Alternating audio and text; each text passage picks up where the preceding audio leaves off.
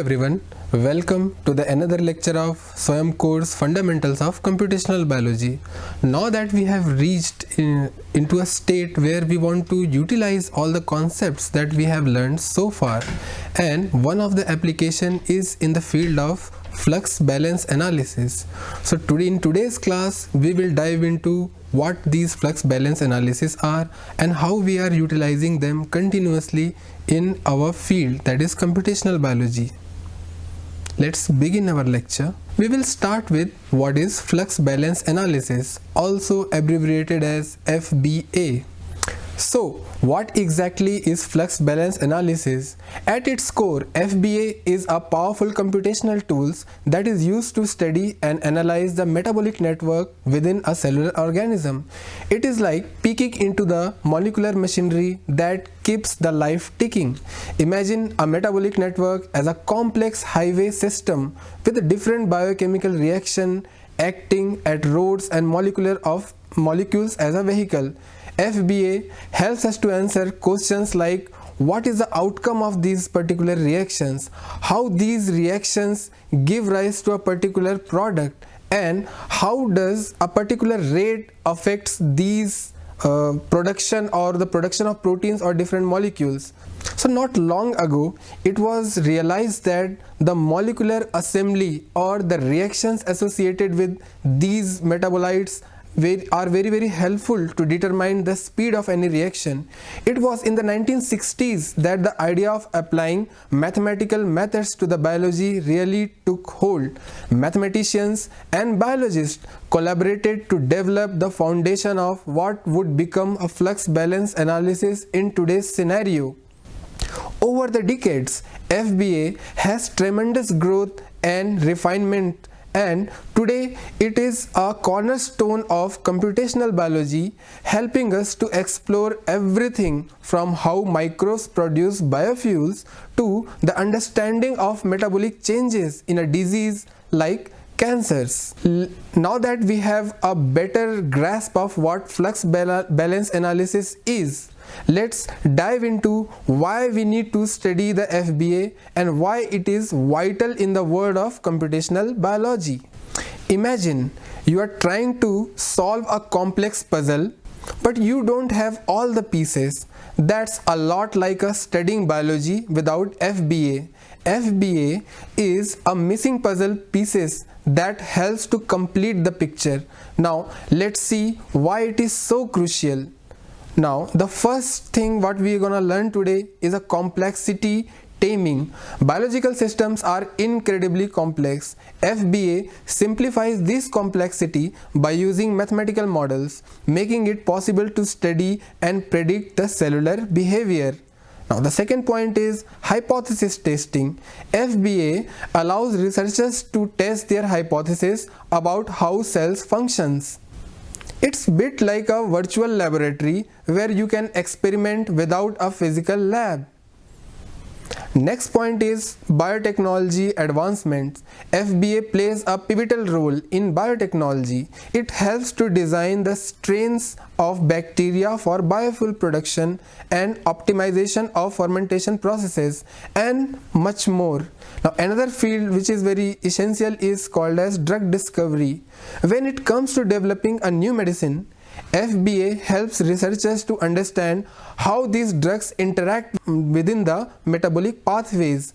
This insight can lead to more effective treatments. Next is environmental impact. FBA is used to study how microorganisms affect the environment, such as cleaning up oil spills or removing of pollutants from the water. Next field is personalized medicine. So in future, FBA could play a very essential role in personalized medicine, tailoring treatment to individuals' unique metabolism. Now let's explore the diverse application of flux balance analysis in different biological contexts. In this, first we will study about the microbial world. So FBA helps us to understand how bacteria, fungi and other microorganisms metabolize their nutrients. This knowledge is crucial in industries such as biotechnology and pharmaceuticals. The next important study is in case of cancer research. So researchers use FBA to study the metabolic changes in cancer cells, potentially uncovering the new avenues for the treatment. Next important field is in the field of agriculture. So FBA can optimize the crop growth by identifying the nutrients that plant needed and how they can utilize them. The next field is in the field of neuroscience. In the brain, FBA can shed a light on the metabolic processes that underlie the cognitive functions and diseases like Alzheimer's. Next field is in the field of ecology. So FBA helps ecologists to understand the role of microorganisms in the ecosystem, from nutrient recycling in the soil to the bacterial communities in the ocean. Now let's study about the overview of metabolic networks. So in this, let me first describe about the metabolism. So metabolism is like a lifeblood of a cell. It's a set of biochemical reactions that fuels and maintains the life. Imagine it as a bustling city where the countless streets and roads. Each street represents a metabolic pathway, a series of chemical reactions that transforms these molecules. Metabolic pathway includes the processes such as glycolysis, that is the breaking down of sugar, and citric acid cycle, that is used to produce the energy, and biosynthesis of various molecules such as proteins and amino acids. All these pathway creates a interconnected metabolic network such as streets of our bustling city. Now in brief, let's study about the importance of these metabolic networks in FBA. Now, why these metabolic networks are so crucial in the world of FBA? Think of metabolic network as a blueprint of a cell's operations. Here's why they matter. In this, the first segment is called as resource allocation. So, metabolic networks determine how resources like nutrients and energy are distributed within a cell. FBA helps us to understand these resource allocation processes, and they will be used to optimize the process or the routes subsequently. Next point is efficiency analysis. Just like as the traffic engineers optimize the road system for efficiency, the FBA optimizes the metabolic networks to maximize the production of essential molecules. Now, the next point is response to changes. Metabolic networks can adapt to different conditions. FBA helps us to predict how cells will respond when they face a new challenge, such as changing the nutrient availability. Now, the next point is disease insights. Understanding metabolic network can shed light on the metabolic changes that occurs in a diseases like diabetes or cancers. Now, these are useful to potentially leading to the better treatments. Now that we have learned the application, let's see different components of FBA. FBA is like a skill detective, but to solve the mysteries of metabolism, it uses three crucial components: the objective function, the constraints, and the variables. Now, let's see in detail what these different components are. First, let's study about objective functions. Think of objective function as a mission statement to our detective. It defines that we want to achieve what we want to achieve with FBA. In metabolic terms, it represents a specific goal, such as maximization of production of a particular molecule or optimizing the cell growth. For example, our objective is to produce biofuel efficiently. The objective function might focus on the maximization of production of biofuel molecules. Let's study about what are constraints. Constraints are like a boundaries within which our detective can work. They represent the limitations and rules that a metabolic network must follow.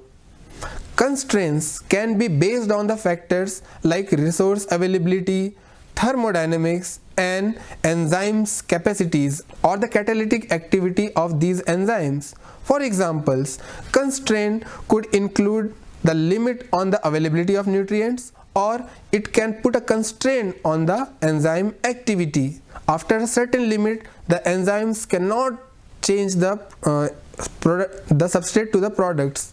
Lastly, we will study about the variables. Variables are like the clues to our detectives that he can collect on the way.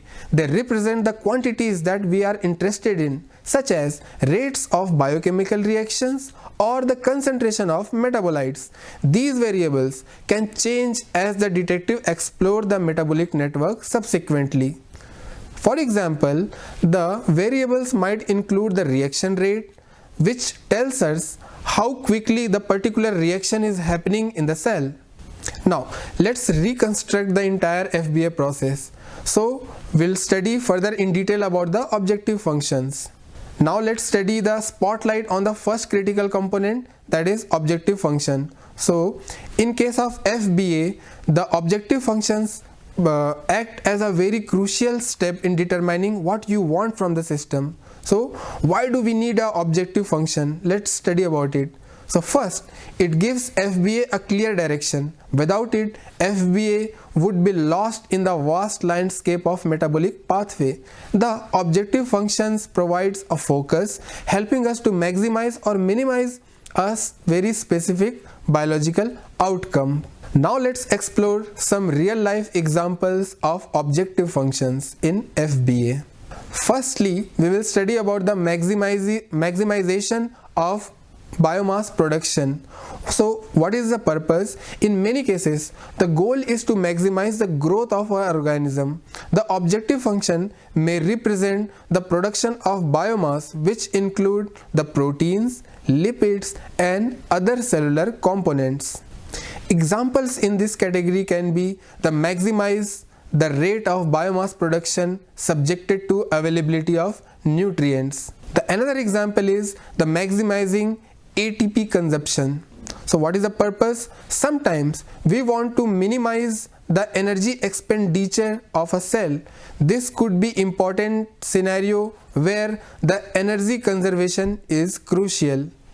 For example, minimizing the total ATP consumption while meeting the cellular demands. The next important example is optimization of product yield. So, in biotechnology, we often aim to optimize the production of a specific product, such as biofuels or pharmaceutical molecules. The examples could be to maximize the production of ethanol while considering the nutrient availability and metabolic constraints.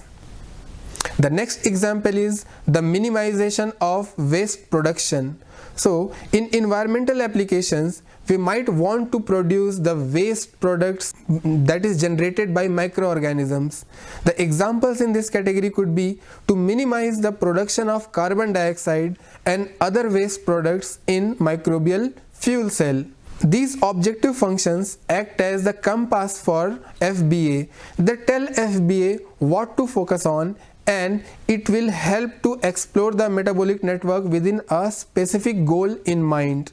Now let's study about the different constraints that is used in FBA. So first we will study about the types of constraint. So FBA uses various types of constraint to ensure its prediction that is aligned with the laws of biology and chemistry.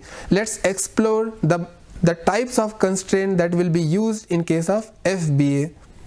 The first constraint that we will be looking at, it is called as the mass balance constraint.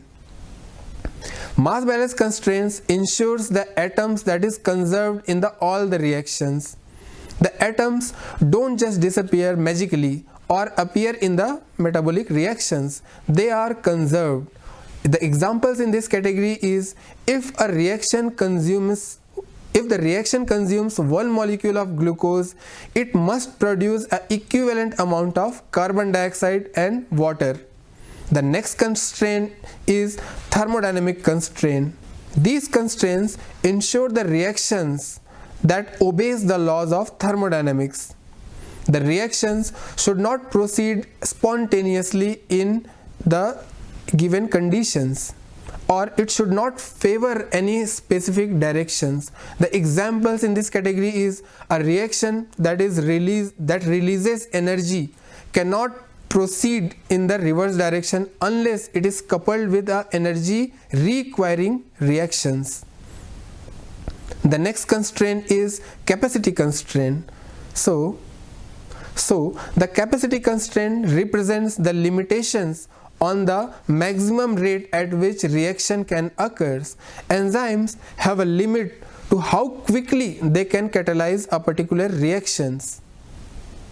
The example in this category could be an enzyme can only catalyze a particular reaction or a certain number of reactions per unit of time, and this constraint is taken into account. The next important constraint is nutrient uptake constraint.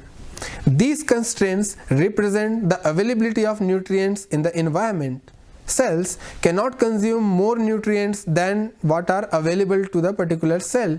The example in this category could be if there is a limited supply of glucose in the environment, the uptake rate of glucose by cell cannot exceed the supply limit.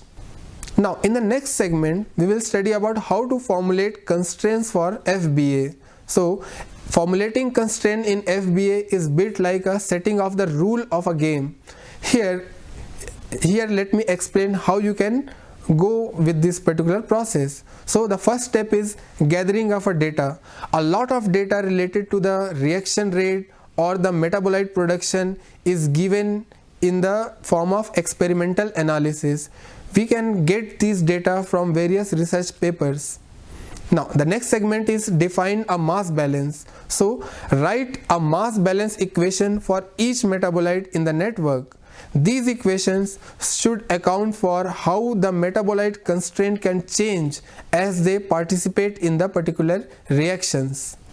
Now the next segment is set up the thermodynamic constraint. So use the knowledge of thermodynamics to determine the directionality of a particular reaction. Identify which reactions are reversible and which are not. Next step is incorporate the capacity constraints. If we have informations related to enzyme kinetics, you can incorporate these constraints into the model. This involves specifying the maximum rate at which reaction can occur. In the next step, you have to include the nutrient uptake constraint. If our model involves microbial growth, consider the availability of nutrient in the particular environment. Set constraints on the nutrient uptake rate based on the experimental data from different research papers. By formulating these constraints, you can define the boundaries at which our FBA model can operate. This ensures that the solution provided by the FBA are biologically meaningful and they are feasible. Now that we have objective function and we have constraint, let's see how you can actually solve these FBA problems. So let's study how we can solve these FBA problems. This is where a linear programming comes into the play. So linear programmings are a type of programming or the algorithms which can solve the FBA problem using your objective functions and your constraints. So linear programming is a powerful mathematical tool that is used for optimization. It helps to find out the best possible outcome in a situation where linear relationship between different variables are subjected to constraint that is provided by the model or provided by us. So let's see how linear programming can be helpful to solve these FBA problems. The first step would be setting up an objective function. The objective function is defined based upon what we want from the model.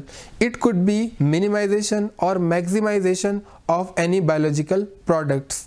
FBA converts these biological goals into a mathematical equations. Next, you have to include the constraints and whatever constraints that is applicable in your case, such as the mass balance constraint or the thermodynamic constraints. So each constraints correspond a linear equation that could be based upon the equality or inequality. Now that we have defined how you can construct the objective function and how you can construct a different constraints, so now it's the time to incorporate linear programming solvers, and these solvers can solve and give you the desired products. Now these available linear programmings can give you the optimal solutions. The solvers crunches upon the numbers and identify the combination of reaction rates or the variables that can optimize the objective functions while satisfying the given constraints. This solution represents the best metabolic strategy for a given biological goal. Now that we have solved it, it's time to interpret the solution. Once the solver completes its work, the FBA provides insights into metabolic fluxes, how metabolites flow through the network. The researchers can analyze these flux distribution to understand the cellular behavior. Now let's peep into the exact biological problem, and we can see how these objective function along with the different constraint can be taken up by linear programming, and they can give you insights about how you can use the FBA in this case. Now that we have understand the key components about the constraints in a flux balance analysis, it is time to learn how FBA solves complex metabolic puzzles. This is where the linear programming comes into play. So let me describe about the linear programming at first. So let's see how these linear programmings can be useful to solve complex biological problems. So let's explore how FBA leverages linear programming to crack the metabolic codes. The first step would be the setting of an objective function. The objective function is defined based upon what we want to achieve, such as to maximize a biomass production. FBA converts these biological goals into a mathematical equation. So as we have studied, the next step would be the constraints inclusion. Constraints like mass balance and enzyme capacity limits are integrated into the models. Each constraint corresponds to linear equation that is based upon the equality or inequality. Now, linear programming introduced the linear programming solvers. So, FBA hands over these mathematical models, including objective functions and constraints, to a linear programming solvers. Linear programming solvers are the computational algorithms that is designed to find out the optimal solutions. What these optimal solutions are actually? So, the solvers crunches the numbers and identify the combination of reaction rates based upon the variable inputs that optimizes the objective functions while satisfying all the constraints. This solution represents the best metabolic strategy for a given biological goal. So, what will be the interpretation of these optimized solutions? Once the solver completes its work, the FBA provides the insight into the metabolic fluxes, how metabolites flow through the network. Researchers can analyze these flux distributions to understand the cellular behavior. So let's study about some of the examples of FBA problems. To truly grasp the power of flux balance analysis, let's embark on a one-by-one step journey through the simple FBA problem.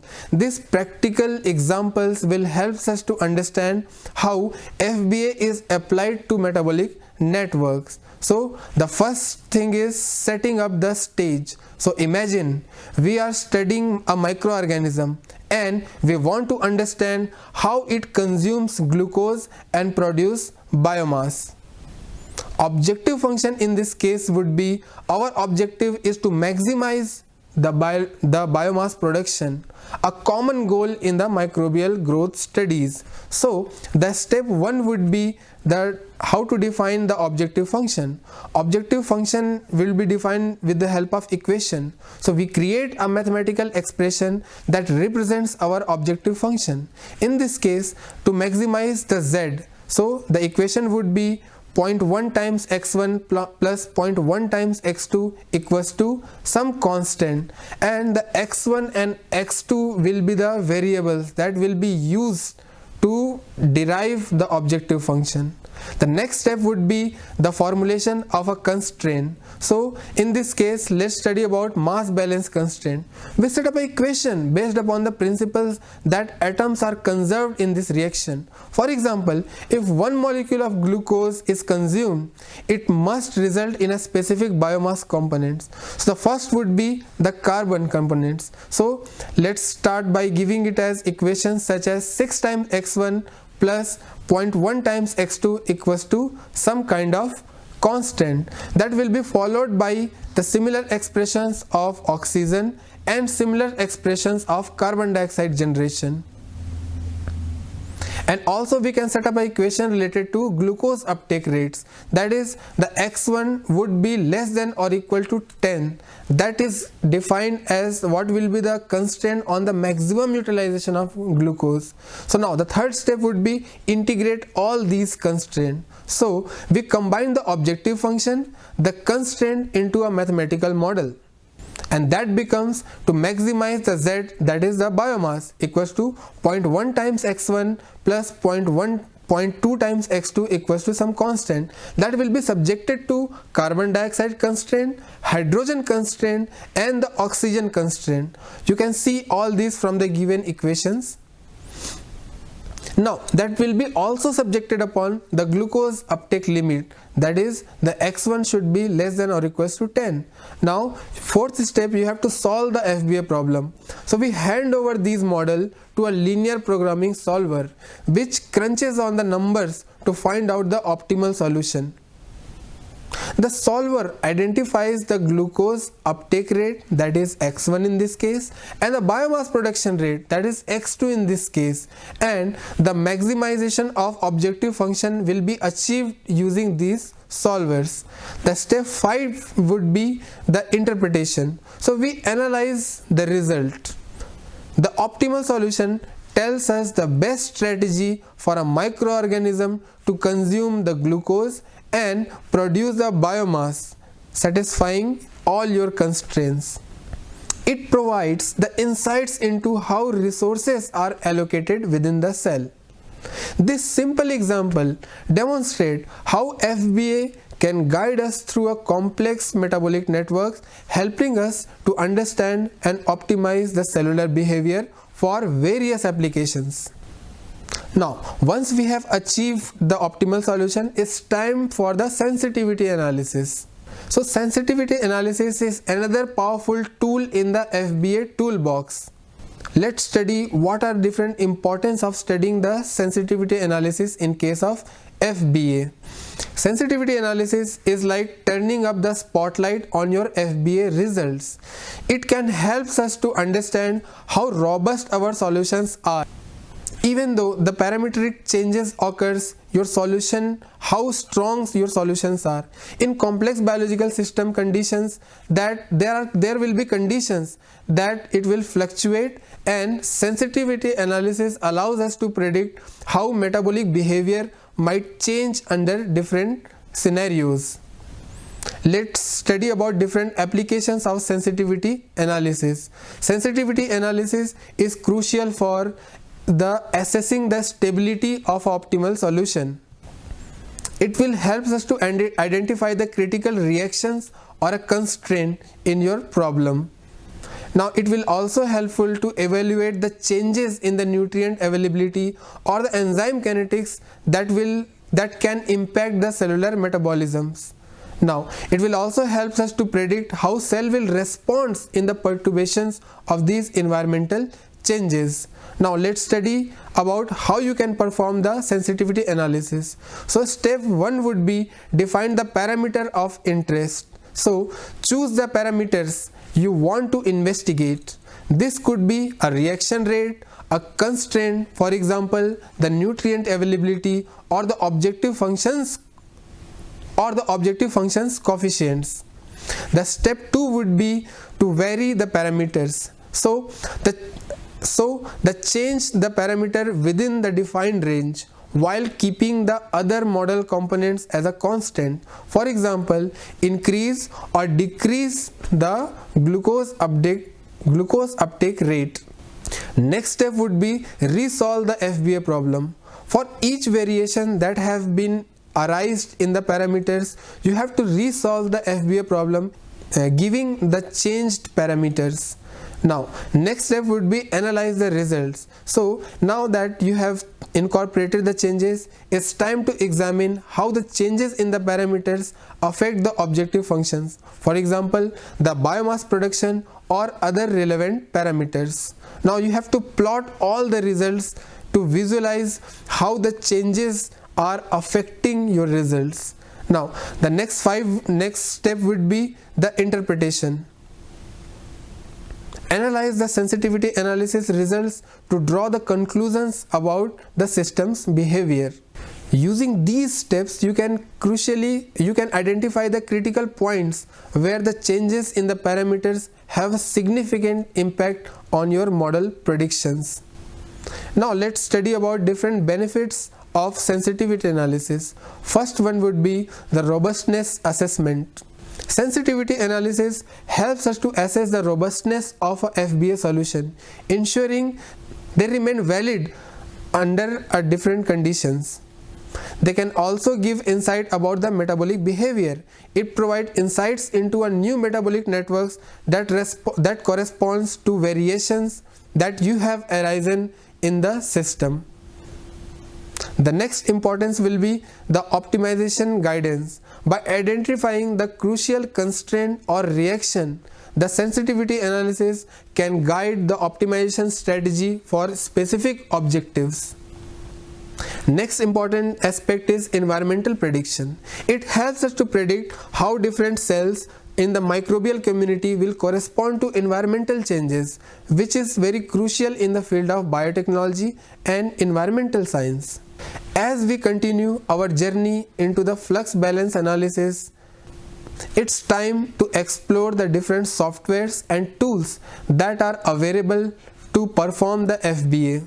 These tools are the digital workbench that researchers can use to analyze the complex metabolic network. So let's study about what are the popular softwares that is available till date. The first one is called as Cobra Toolbox. I will discuss the pros and cons associated with it. So pros will be it is a versatile and widely used in the field of computational biology. It offers a range of FBA algorithm and optimization solutions. It supports a lot of modeling formats including SBML, that is Systems Biology Markup Language. What are different cons? I will discuss. So these may have a steeper learning curve for the beginners. They are not very user friendly. The next important toolbox is CellNet Analyzer. And different pros are these are user friendly interfaces that is suitable for both the early learners as well as the experts. It provides advanced sensitivity analysis capability, and also it allows for both integration of experimental data. The different cons are they may not be as versatile as some other tools in terms of supporting the algorithms. The next tool is called as GAMS, General Algebraic Modeling System. The pros are these are the powerful optimization softwares with a wide range of applications even beyond FBA. These also supports various solvers and mathematical modeling approaches. The cons are they might require a license for extended use, which can be costly. Also, the steeper learning curve for those are unfamiliar with the mathematical modeling. The next important toolbox is called as COPACI, the Complex Pathway Simulator. I will discuss the pros first. These are the user-friendly and graphical interface, and these integrates both kinetics and the constraint-based modeling approaches. They also offer a stochastic simulation module for variability analysis. The cons are they are the best suited for smaller and medium-sized metabolic networks, and they may not be as suitable for large-scale FBA studies. Now I will read some of the case studies related to the FBA problem. So the first case study is biofuel production. So objective function will be the maximization of the production of biofuels from microorganisms. And let me explain how FBA helps. So FBA identifies the metabolic engineering strategies for enhancing biofuel yields. Researchers can optimize the nutrient supplies and genetic modification to boost the production of ethanol. The examples in this category are the ethanol production, biodiesel production, the butanol productions, etc. So the second case study will be the drug target identification. So the objective will be to identify the potential drug targets in a pathogenic microorganism. So here is how FBA can help. So FBA can predict the essential metabolic reaction that is unique to the pathogens. Targeting these reactions can disrupt the pathogen's metabolism without harming the host. It accelerates the drug discovery for infectious diseases. The third case study is the study of cancer metabolism. Objective will be to understand the metabolic alterations in a cancer cell. So here is how FBA can help. FBA models cancer metabolism to identify the key differences from a normal cell. It reveals the potential therapeutic targets to disrupt the cancer-specific pathways. This aids in developing the target cancer therapies. The last case study is bioremediation. So the objective is using microorganisms to clean up the environmental pollutants. Here is how FBA can help. Now FBA designs the microbial consortia to degrade a specific pollutants efficiently. It optimizes the nutrient supply and metabolic pathway for pollutant degradation. The application includes the oil spill cleanup and soil remediation. So in the last, I will discuss some of the challenges and limitations associated with FBA. So the first challenge is incomplete metabolic network. So in many metabolic network, they are still incomplete and not well characterized. So missing reactions and missing the variables can lead us to the inaccurate predictions about the solutions. So what are different solutions associated with this? So the researchers are making continuous effort to evaluate the missing pieces of puzzles. Once they are having these parameters, it will be easy for researchers to analyze and utilize in case of FBA. The next important challenges is the dynamic behavior. So what is the challenge here? So FBA assumes a steady state. While the cellular systems are often very dynamic in nature and continuously changes over the time. So what are solutions available? Dynamic FBA, or also called as DFBA, extends FBA to capture the transient behavior. The next is the integration of regulatory mechanism. So the challenges are the FBA primarily focus on the metabolic reaction and it may not capture the regulatory mechanism. So the solutions are the hybrid models that integrates FBA with other models approaches such as kinetic models address this particular limitations. The next important limitation is single objective function. So FBA typically optimizes a single objective function at a time, which may not fully represent the complex biological goals. And what are different impacts? So the multiple objective optimization approaches are needed for some comprehensive analysis, and FBA actually lacks these solutions. The next is binary outcomes. Limitations are the FBA often results in binary optimization or the binary prediction, such as growth or no growth, which may not capture the intermediates scenarios. So the extensions like regulatory FBA, also called as RFBA, addresses these limitations by considering the continuous gene expression level. The next point is lack of regulatory informations. So FBA lacks informations on the gene regulation, signaling pathway and post-transcriptional modification. Integrated models such as constraint-based regulatory network analysis bridges these gaps by incorporating the regulatory data that will be useful to study all these different aspects. The last one is sensitivity to assumptions. So the FBA results can be sensitive for the modeling assumptions such as the objective functions and the constraints. So the sensitivity analysis can help to assess the robustness FBA predictions. In today's lecture, we have learned about the different modeling approaches that will be used in case of flux balance analysis. Researchers can utilize these different approaches about how you can actually create objective function, how can you define a constraints and the variables, and based upon these data you can actually optimize the entire biological modeling or the entire biological networks.